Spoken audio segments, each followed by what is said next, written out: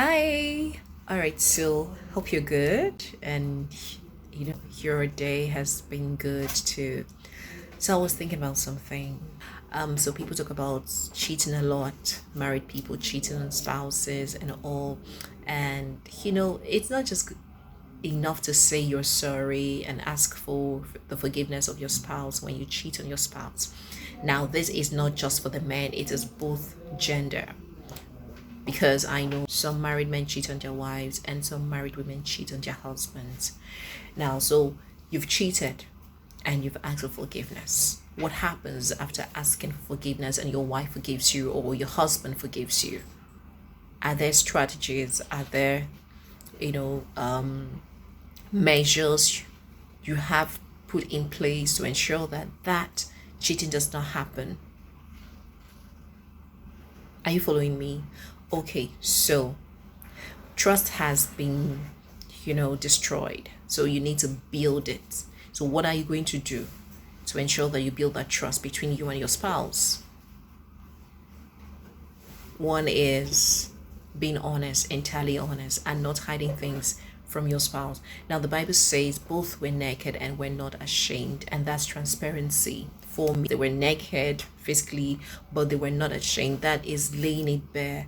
He knows everything about you, you know everything about him, right? And you can tell where he is or where she is at every point in time. It's not about you being a monitoring spirit, but he tells you, okay, babes, I'm going to see Mr. Carlo, and he ends up going to see Mr. Carlo. Or she tells you, I'm going to church, and she ends up going to church. Not that she tells you she's going to church and then she ends up in someone else's, some other place. So it's important that you are transparent with your wife, with your spouse, whoever has been offended in that marriage, whoever has been lied to. And another thing is the phone. Let it be that both of you have access to each other's phones. You know why? Because evil thrives in secrecy. When you begin to keep secrets from your wife or your husband, it's easier for you to get tempted and cheat on your wife again or cheat on your husband again. So if your wife cannot access your phone, not that she's monitoring monitoring every of your move, anything like that, but that you trust her enough to, let her have access to your phone.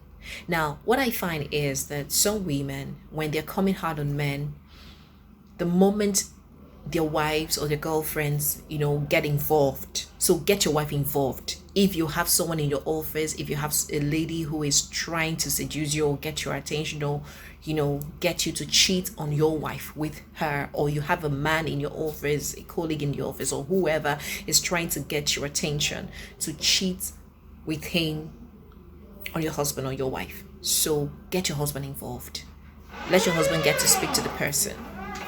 They calls you ungodly hours. Let your husband take the call.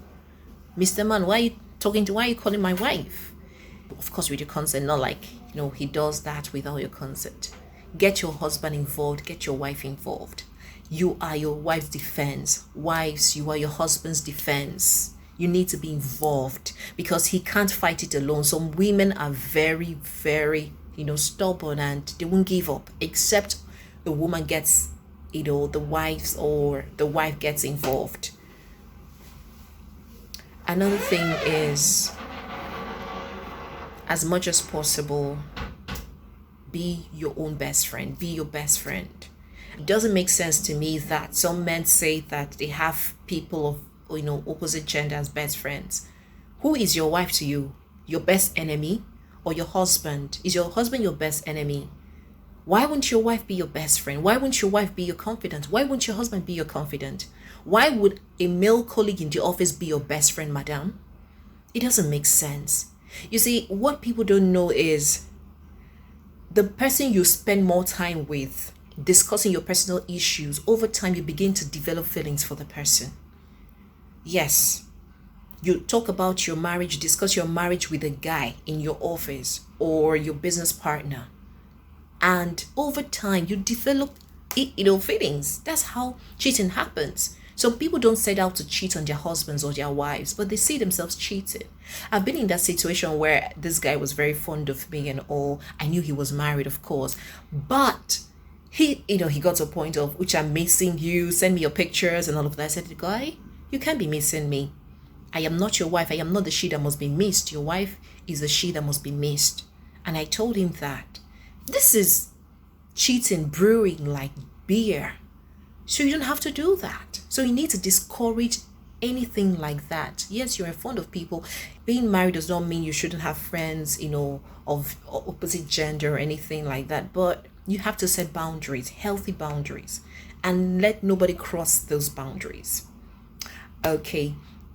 The question you should ask is, what's the motive? What do I want to achieve with all these measures I'm putting in place to preserve your home, to preserve your husband, to preserve your marriage, to preserve your wife, to be your wife's defense, to be your husband's defense? That's the motive.